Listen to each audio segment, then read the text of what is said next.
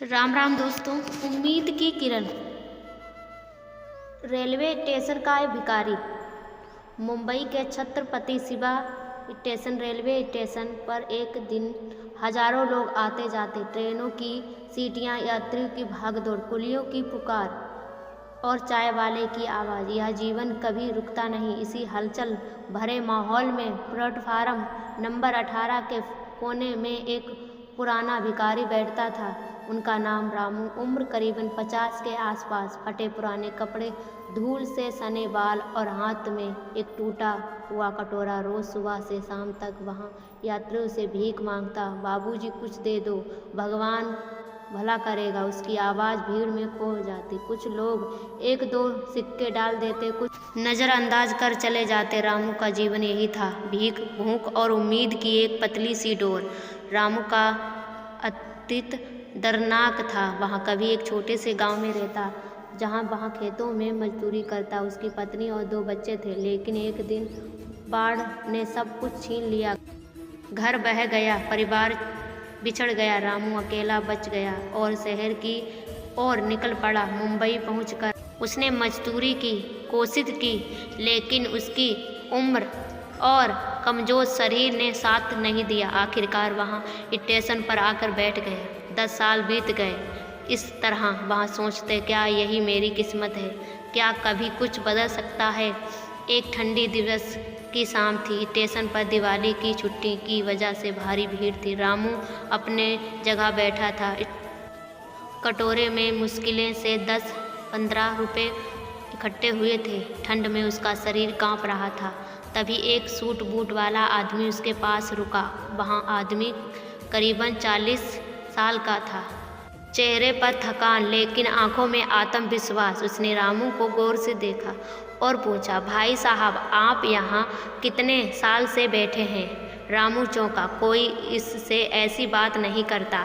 वहाँ बोला, 10 साल हो गए हैं साहब। पहले गांव में था, बाढ़ ने सब छीन लिया, अब यही जीवन है।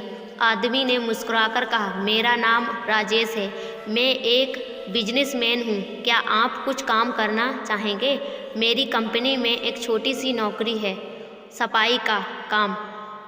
पगार कम होगी शुरू में, लेकिन रहने खाने की व्यवस्था होगी। रामू हंस पड़ा। साहब, मैं भिखारी हूँ, कौन मुझे नौकरी देगा? मेरे पास कुछ नहीं है, ना कपड़े ना ताकत। राजेश ने कहा, ताकत तो आप में है। 10 साल इस ठंड गर्मी में बैठे हैं, यह कोई छोटी। चलिए ट्राई करके देखें, अगर नहीं जमे तो वापस आ न जाना। रामू सोच में पड़ गया। उसने कभी सोचा नहीं था कि कोई उसे काम ऑफर करेगा, लेकिन कुछ था राजेश की आंखों में जो उसे भरोसा दिला रहा था।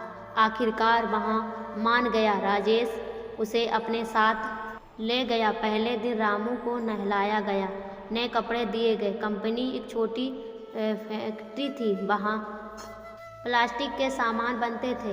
रामू को सफाई का काम मिला। शुरू में हाथ कांपते थे, लेकिन धीरे धीरे आदत पड़ गई।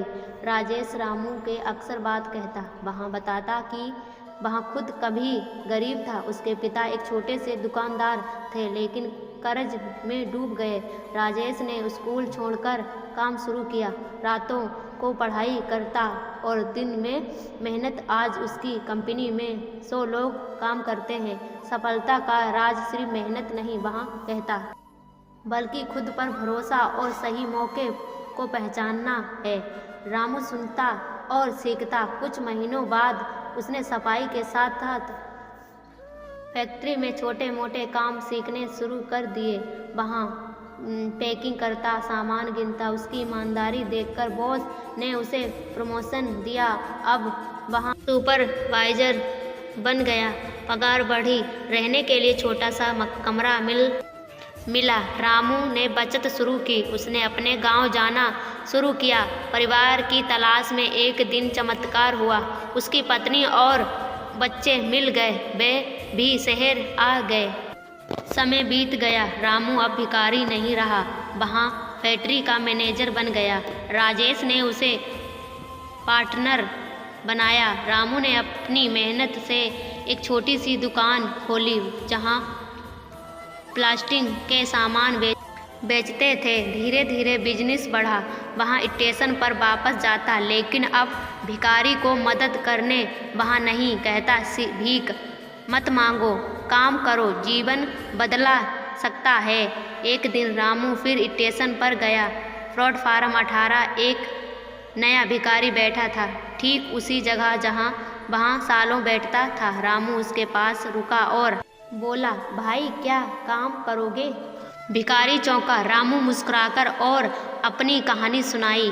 मैं भी यहाँ बैठता था, आज देखो जहाँ हूँ। उम्मीद मत छोड़ो, मेहनत करो, मौका मिलेगा। रामू की कहानी स्टेशन पर फैल गई। लोग उसे उम्मीद का भिखारी कहने लगे। वहाँ अब लाखों कमाता था, परिवार खुश था, लेकिन वहाँ कभी नहीं भूलता अपना अतीत। वहाँ गरीबों की मदद करता, स्कूल बनवाया।